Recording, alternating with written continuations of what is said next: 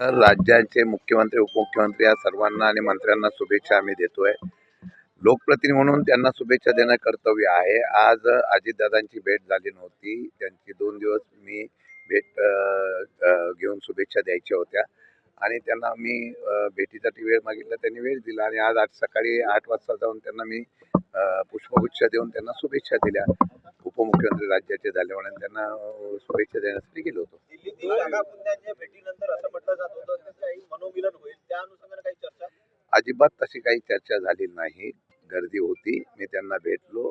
2 मिनिटांमध्ये भेटण्यामध्ये शुभेच्छा दिल्या. विचारपूस त्यांची मी केली, त्यांनी माझी केली आणि निघून आलो. नाही ह्याला राजकीय काय हे नाही. शेवटी एक वेगळं रिलेशन पण असतं. इतके वर्षाचे बरोबरचे आमचे संबंध असतात. त्या संबंधातून त्यांना शुभेच्छा देणे कर्तव्य आहे. त्यामुळे शुभेच्छा देण्याचा इतका वेगळा अर्थ लगेच काढण्याचा काय अर्थ नाही आहे. नाही, जिथे सरकारची भूमिका चांगल्या प्रकारच्या विषयासंदर्भात असेल तिथं विरोधक म्हणून आम्ही 100% त्यांना सहकार्य करू.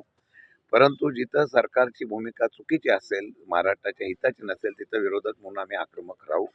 अशा प्रकारचा निर्णय. शेवटी सभागृह चाललं पाहिजे, लोकांचे प्रश्न सुटले पाहिजे म्हणून मुख्यमंत्र्यांनी आणि त्यांच्या उपमुख्यमंत्र्यांनी जे आव्हान केलं त्याला आमचा प्रतिसाद राहील.